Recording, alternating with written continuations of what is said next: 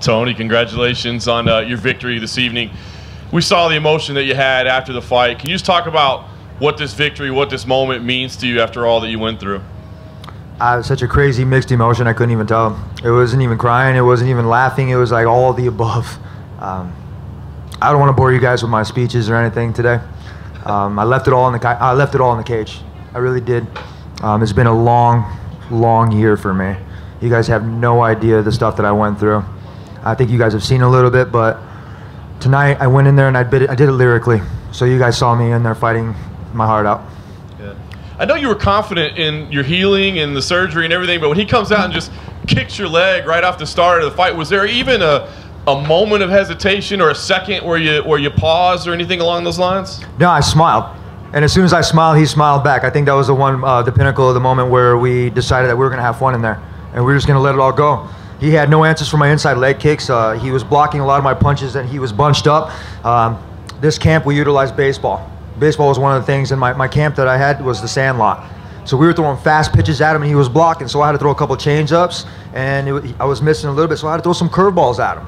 I had to get him to start swinging a little bit to open himself up. And once I did, his conditioning was checked. I made him quit. You definitely got hurt for a second. Can you tell us kind of what you remember about that and what was going through your mind as you battled back? I wouldn't call it hurt. Check this out. I don't spar. I haven't sparred in probably about 4 or 5 years. Yeah, check that out. Okay?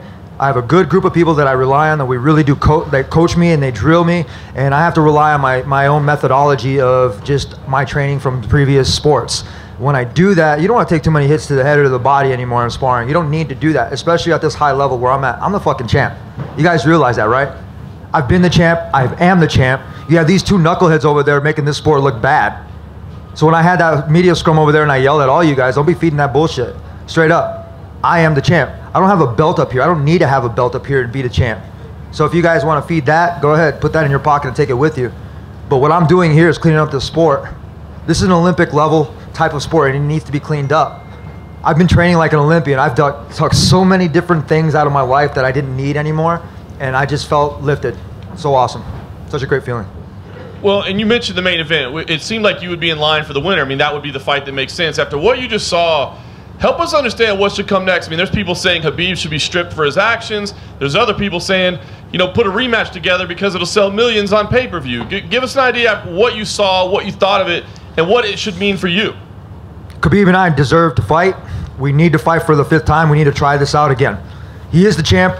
I was the interim champ. I'm still the fucking champ. There's no BS in this. Conor does not want to fight me. I saw him when we were walking out to the weigh-ins. He walked up, he did his strut, I turned around and he fucking stopped. He looked like a deer in headlights. Nobody wants to be trapped inside that cage with me. They don't want to get cut by my elbows. They don't want to get hit by any of my kicks, and they don't want their conditioning checked by me. I'm a different animal than these guys. They want to be animals inside there. I'm the dog catcher, guys. All right? I got a noose for them. Tony, right here.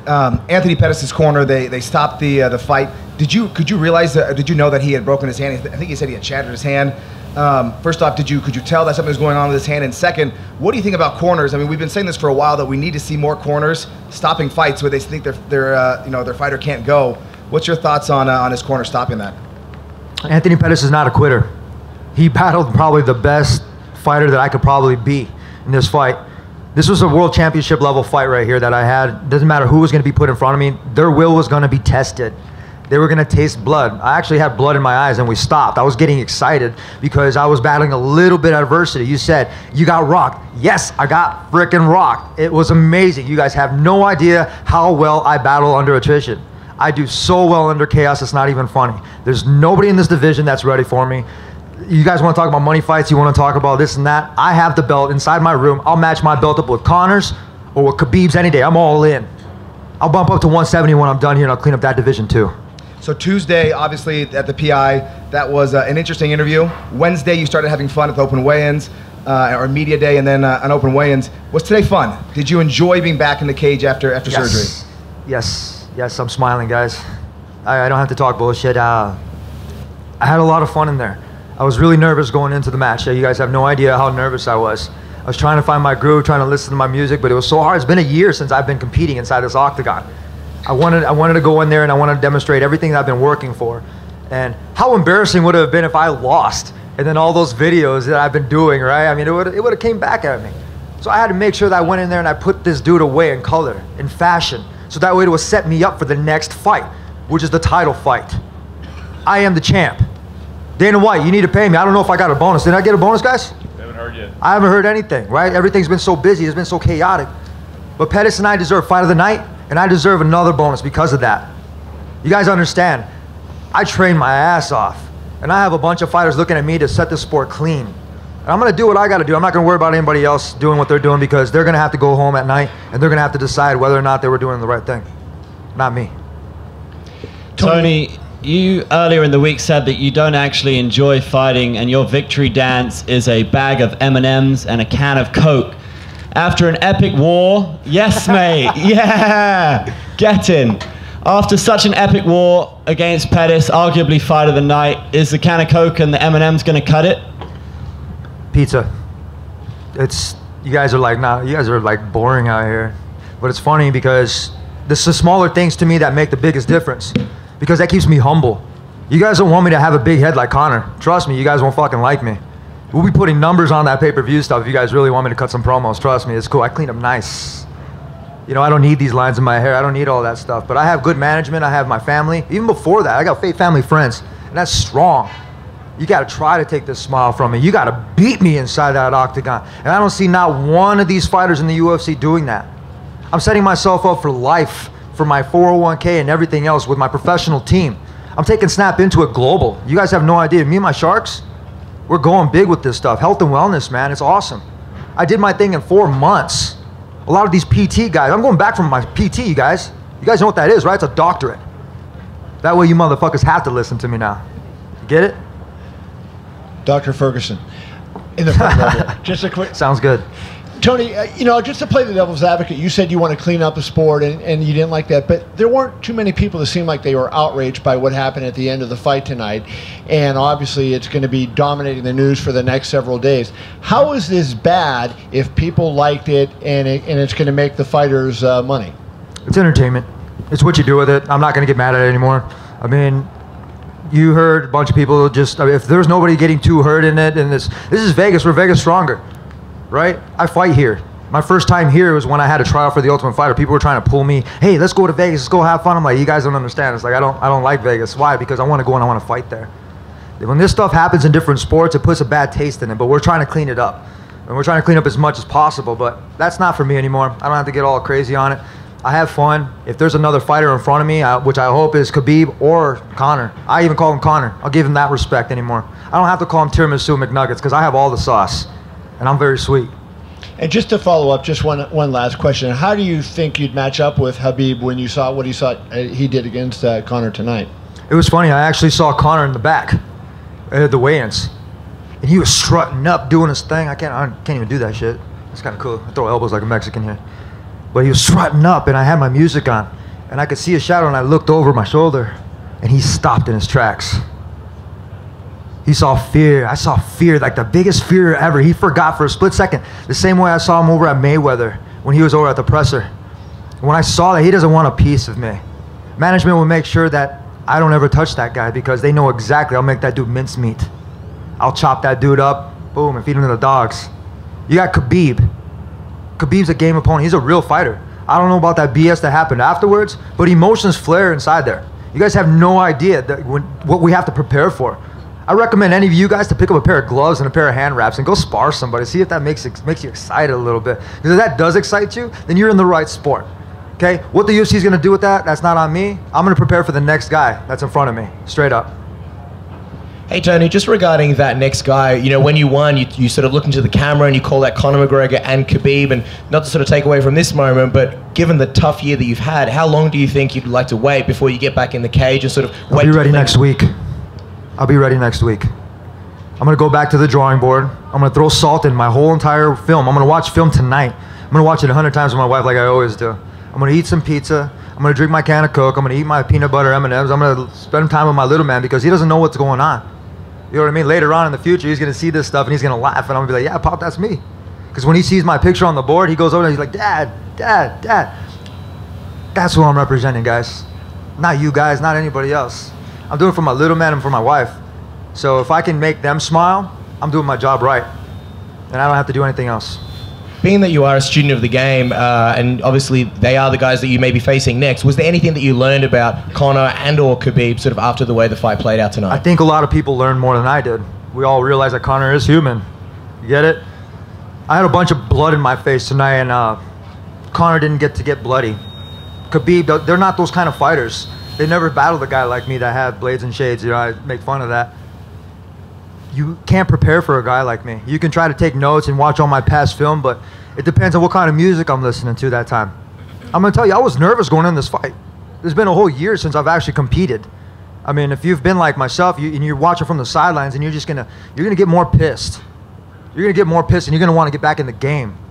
Because if you're hurt, you gotta dust yourself off. I had to dust off a couple people in my camp this time, and they were acting hurt. I was like, no, dude, you're all right.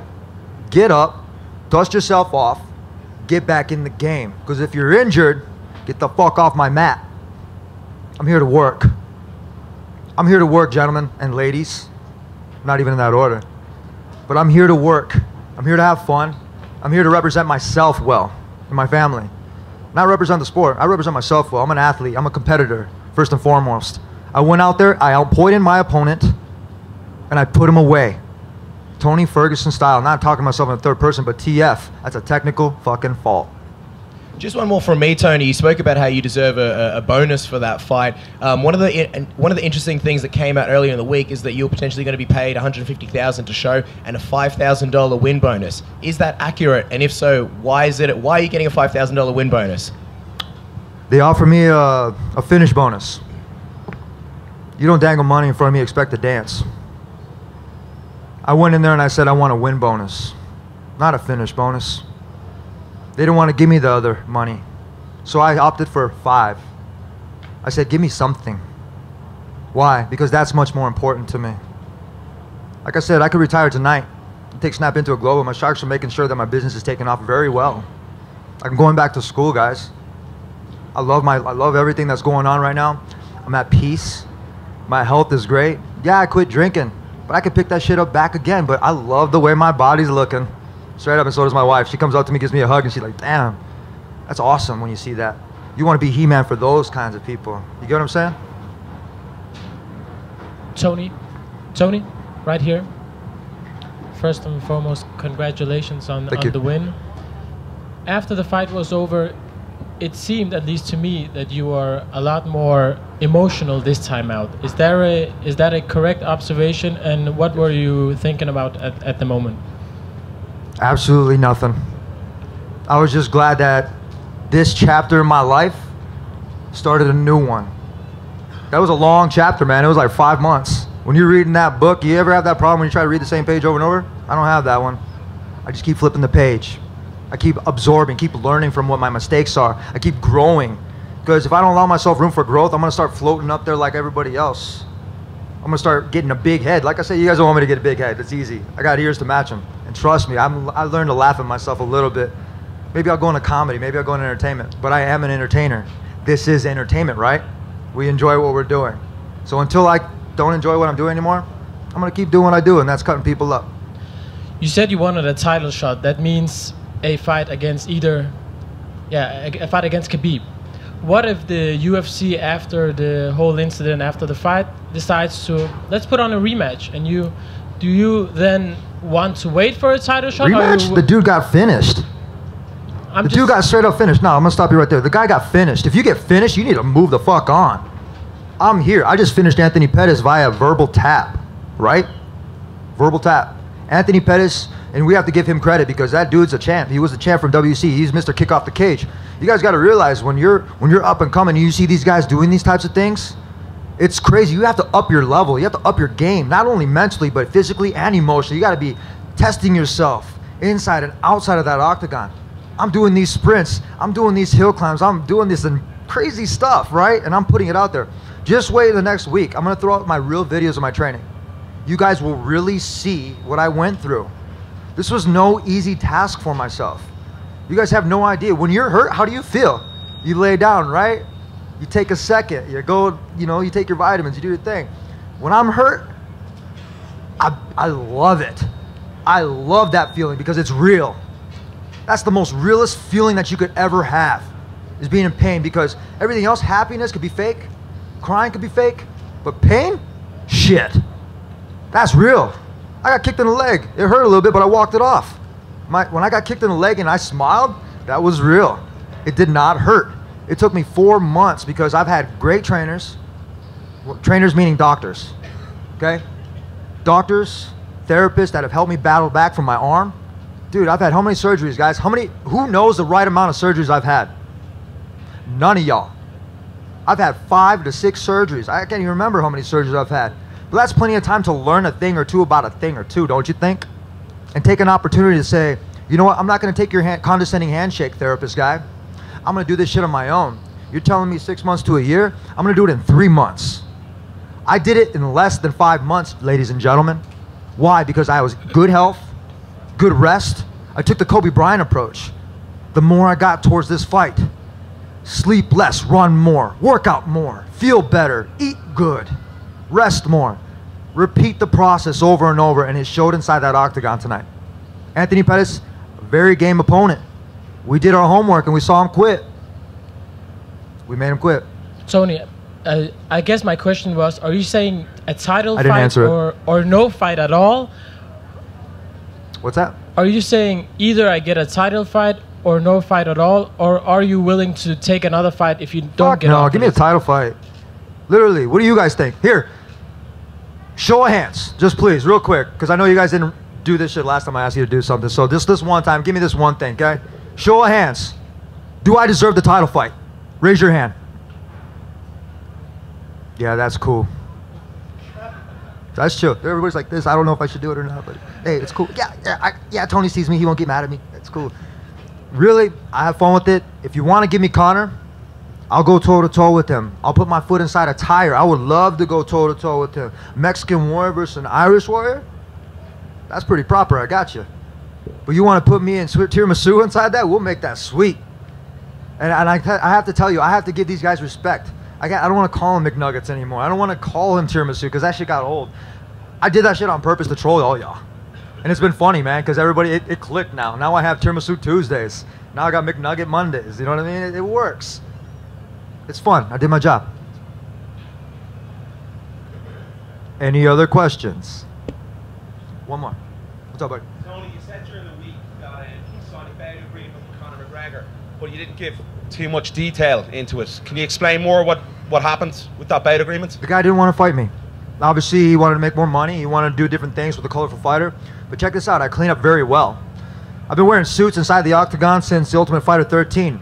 Even before GSP even touched face wearing these suits. House called me the GQ Killer. You know what that is? That's an awesome nickname. You know what Stitch called me? He's like, you're the best dressed fighter I ever dressed. Wearing 3-piece suits in there. Being comfortable doing it. These guys follow my trends and they don't want to quote me with it, but it's cool. I take notes on them and I'm just like, I love it. Because what I'm doing in this game is amazing, and it's just sad that y'all can't see that shit. I'm done. Thank you guys.